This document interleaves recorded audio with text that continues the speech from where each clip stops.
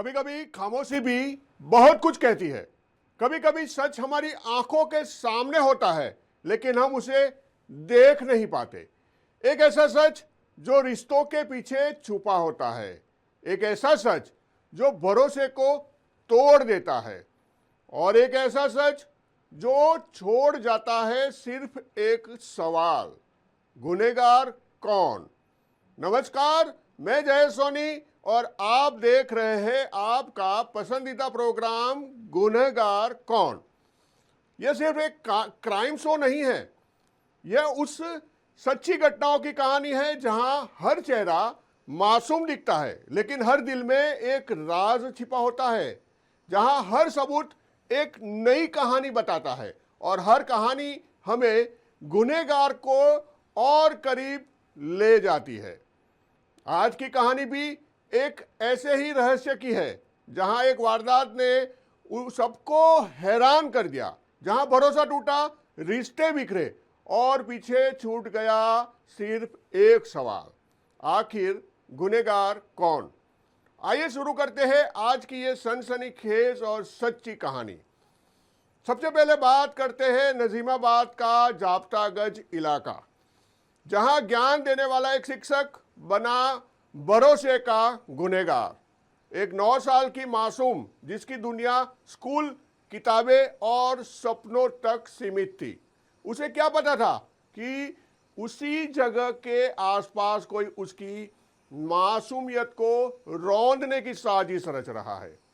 आरोप है कि एक शिक्षक ने स्कूल के पास ही सुनसान जगह का फायदा उठाकर इंसानियत को शर्मसार करने वाली वारदात को अंजाम दिया।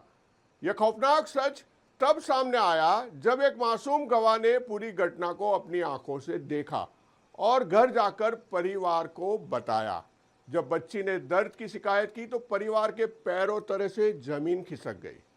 मासूम की खामोशी में छुपा था एक ऐसा दर्द जिसने पूरे इलाके को गुस्से से भर दिया। सूचना मिलते ही उत्तर प्रदेश पुलिस हरकत में आई, मामला दर्ज हुआ और अब शुरू हो चुकी है उस दरिंदे तक पहुंचने की जांच जिसने गुरु और शिष्य के पवित्र रिश्ते को कलंकित कर दिया है। सवाल यह है, क्या उस आरोपी का असली चेहरा, कैसे टूटा भरोसे का रिश्ता और कब मिलेगा उस मासूम को इंसाफ। देखिए गुनहगार कौन।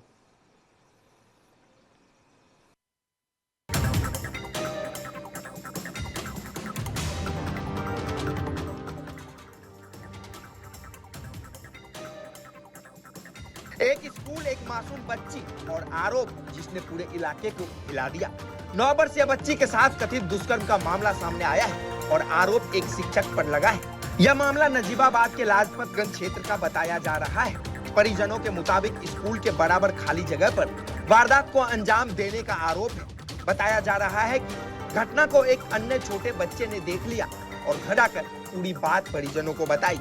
जब बच्ची ने घर आकर पेट में दर्द की शिकायत की तो परिवार के होश उड़ गए।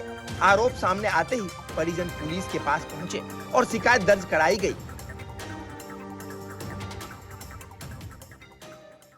थाना नजीबाबाद पर एक व्यक्ति के द्वारा आकर एप्लीकेशन दिया गया कि उसकी 9 वर्षीय पुत्री के साथ स्कूल के एक टीचर के द्वारा गलत कार्य किया गया है। उक्त प्रार्थना पत्र पर ही तत्काल संज्ञान लेते हुए सुसंगत धाराओं में मुकदमा पंजीकृत किया गया है। नियमानुसार पीड़िता के बयान दर्ज करते हुए उसका मेडिकल परीक्षण कराया जा रहा है। अभियुक्त की गिरफ्तारी के लिए टीमों का गठन कर दिया गया है और मौके पर शांति व्यवस्था बनी हुई है।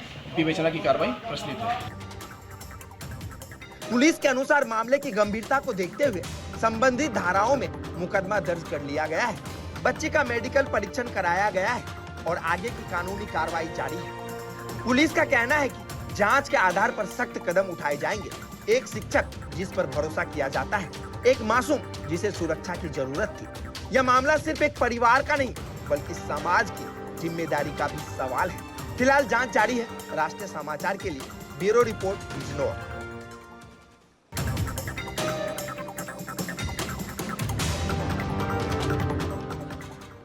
राजधानी दिल्ली, थाना अमन विहार और एक गुमशुदगी जो धीरे धीरे बन गई एक खौफनाक मर्डर मिस्ट्री। एक शख्स जिसका नाम था अशोक अचानक लापता हो जाता है। परिवार को उम्मीद थी कि अशोक जल्द वापस लौट आएगा, लेकिन उन्हें क्या पता था कि यह गुमशुदगी मौत की एक खौफनाक साजिश में बदल चुकी है। जैसे ही मामला दिल्ली पुलिस के पास पहुंचा, जांच शुरू हुई और हर बीतते पल के साथ सच की परतें खुलने लगी। डीसीपी रोहिणी के निर्देश पर बनी स्पेशल टीम ने सीसीटीवी फुटेज खंगाले, टेक्निकल सर्वेलांस का जाल बिछाया और फिर सामने आया एक ऐसा सच जिसने सबको हिला दिया।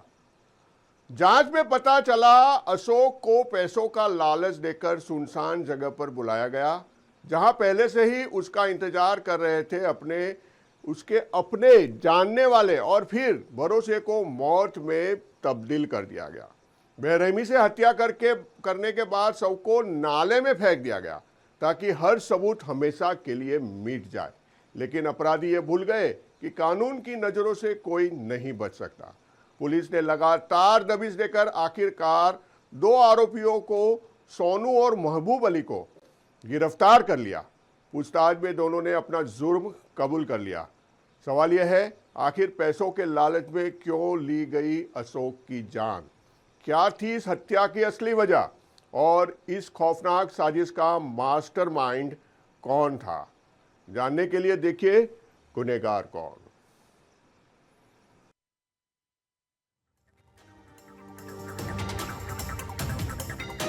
दिल्ली की सड़कों पर गुमशुदगी की एक खबर जो धीरे धीरे बन गई एक खौफनाक हत्या की कहानी। पैसे का लालच, भरोसे का जाल और फिर बना मौत का खेल। राजधानी दिल्ली के थाना अमन बिहार को एक व्यक्ति की गुमशुदगी की सूचना मिली। मामले की गंभीरता को देखते हुए डीसीपी रोहिणी के निर्देश पर विशेष टीमों का गठन किया गया। जांच के दौरान मामला महज गुमशुदगी नहीं बल्कि किडनैपिंग में तब्दील हो गया। टेक्निकल सर्विलेंस और कॉल डिटेल की मदद से पुलिस को चौंकाने वाला खुलासा हुआ। गुमशुदगी वाले दिन ही अशोक की हत्या कर दी गई थी और सबूत मिटाने के लिए सबको नाले में फेंक दिया गया। जांच की कड़ियां जुड़ती गई और शक की सुई पहुंची 2 लोगों तक। इसमें डिसीज्ड अजय कुमार जी हैं जिनकी उम्र 50 साल है और ये यहीं के रहने वाले हैं, रोहिणी सेक्टर 20 के। तो इनकी मिसिंग की रिपोर्ट इनके ब्रदर विजय कुमार जी ने 20 तारीख को अमन विहार थाने में लिखवाई। उसके बाद 23 तारीख को इनके भाई साहब ने फिर किडनैपिंग का केस रजिस्टर करवाया। तो अभी जो आपके सामने ये जो टीम है, इन लोगों ने बड़ी मेहनत से इस केस को इन्वेस्टिगेट किया और इसमें क्लू इससे मिला कि जो डिसीज्ड हैं अजय कुमार जी, उनकी मोटरसाइकिल को किसी ने वहाँ पे एक आइसोलेटेड प्लेस में पार्क कर दिया था। तो वहीं के सीसीटीवी फुटेज के एनालिसिस से हम एक्यूज जो दोनों भाई हैं सोनू और महबूब अली, जो कि किराड़ी सुलेमान नगर के रहने वाले हैं और एक रजा होटल है इनका, वो होटल चलाते हैं, तो इन दोनों तक जीरो इन कर पाए। इनसे सख्ती से पूछताछ की गई तो इन्होंने अपना गुनाह है वो कबूल कर लिया। और उसका रीज़न ये है कि इन्होंने 4 लाख रुपए अजय कुमार जी से लोन ले रखा था और वो 10% पर मंथ के उस पर रेट पे था। तो इनको हर महीने 40,000 रुपये इंटरेस्ट का पे करना पड़ रहा था, जिससे ये कोप अप नहीं कर पा रहे थे। तभी इन्होंने हत्या की साजिश रची। पुलिस ने कार्रवाई करते हुए 2 आरोपियों सोनू और महबूब अली को गिरफ्तार कर लिया। प्रारंभिक पूछताछ में खुलासा हुआ कि मृतक अशोक को पैसे देने के बहाने बुलाया गया था और फिर वारदात को अंजाम दिया गया। एक गुमशुदगी जो निकली सोची समझी साजिश। दिल्ली पुलिस की तफ्तीश ने खोल दी हत्या की परतें। फिलहाल आरोपियों से पूछताछ जारी है और आगे की जांच चल रही है। राष्ट्रीय समाचार के लिए ब्यूरो रिपोर्ट दिल्ली। गोड़ा का कर्नेलगंज, जहां एक मासूम की खामोशी में छुपा था एक खौफनाक राज। एक 15 साल की नाबालिग जो ना ठीक से सुन सकती थी और ना ही अपनी पीड़ा को शब्दों में बयान कर सकती थी, उसके साथ ऐसा अपराध हुआ जिसने इंसानियत को शर्मसार कर दिया। परिवार को इस साजिश की भनक तब लगी, लेकिन 22 फरवरी की शाम जब नाबालिग ने एक बच्ची को जन्म दिया तो घर की चौखट पर ही एक खौफनाक सच सामने आ गया। आरोप है कि ज्योतिष कॉल सेंटर चलाने वाला अमिताभ तिवारी ने मासूम की मजबूरी का फायदा उठाया और उसे अपनी हवस का शिकार बनाया। पीड़िता के पिता की शिकायत पर उत्तर प्रदेश पुलिस ने तुरंत कार्रवाई करते हुए आरोपी के खिलाफ दुष्कर्म और पॉस्को एक्ट के समेत गंभीर धाराओं में मामला दर्ज कर लिया है। अब पुलिस को आरोपी की तलाश में जुटी है और न्याय की प्रक्रिया शुरू हो चुकी है। सवाल यह है, आखिर कब से चल रहा था ये खौफनाक खेल? कैसे एक मासूम की बेबसी को बनाया गया अपराध का हथियार, और कब मिलेगा उस बच्ची को इंसाफ? देखिए गुनहगार कौन।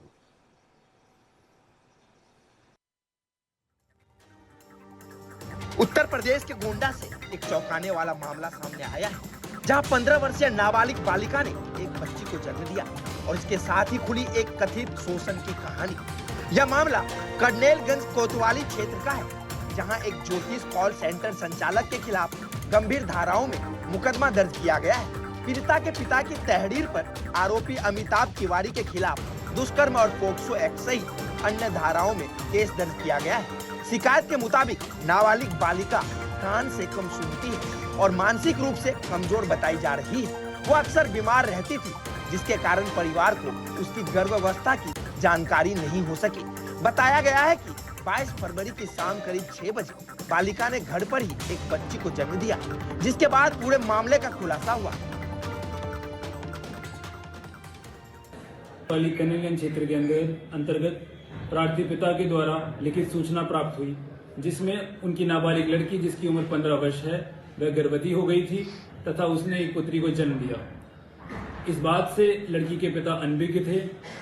लड़की के पिता ने लिखित तहरीर दी है, जिस पर सुसंगत धाराओं में कोतवाली कर्नेलगंज में अभियोग पंजीकृत किया गया है तथा मेडिकल परीक्षण उपरांत शेष विधिक कार्रवाई अमल में लाई जा रही है। पुलिस के अनुसार आरोपी और पीड़िता का परिवार एक दूसरे को जानता था। आरोपी का घर आना जाना था। तहरीर के आधार पर मामला दर्ज कर लिया गया है। नाबालिग का मेडिकल परीक्षण कराया गया है और कोर्ट में बयान दर्ज कराने की प्रक्रिया जारी है। फिलहाल पुलिस आरोपी की तलाश और आगे की कानूनी कार्रवाई में जुटी है। यह मामला न सिर्फ एक गंभीर आपराधिक घटना है, बल्कि सवाल भी खड़ा करता है कि कमजोर और असहाय बच्चों की सुरक्षा को लेकर समाज और तंत्र कितने सजग है। फिलहाल जांच जारी है और पुलिस का कहना है कि दोषी पाए जाने पर सख्त कार्रवाई की जाएगी। राष्ट्रीय समाचार के लिए संवाददाता आलोक श्रीवास्तव, गोंडा। तो ये था आज का वो सच जिसने एक बार फिर ये साबित कर दिया कि गुनाह कितना भी सातिर क्यों ना हो, सच उसके सामने ताकतवर होता है। गुनहगार ने सोचा था कि वो अपने अपराध को छिपा लेगा, सबूत मिटा लेगा और कानून से बच जाएगा, लेकिन वो भूल गया कि हर गुनाह अपने पीछे कुछ ना कुछ निशान जरूर छोड़ जाता है। और जब सच सामने आता है तो नकाब उतर जाते हैं, चेहरे बेनकाब हो जाते हैं और गुनहगार सलाखों के पीछे पहुंच जाता है। याद रखिए, अपराध सिर्फ एक इंसान के खिलाफ नहीं होता है, ये पूरे समाज के विश्वास पर एक हमला होता है। इसलिए सतर्क रहिए, सुरक्षित रहिए और अगर आपके आसपास भी कुछ संदिग्ध लगे तो चुप मत रहिए, क्योंकि आपकी एक आवाज किसी की जिंदगी बचा सकती है। तो मैं जयेश सोनी, आप देख रहे थे गुनहगार कौन। फिर मिलेंगे एक और सच्ची घटना, एक और रहस्य और एक नए सवाल के साथ। तब तक याद रखिए, गुनाह चाहे कितना भी बड़ा क्यों ना हो, गुनहगार कानून से बच नहीं सकता। नमस्कार।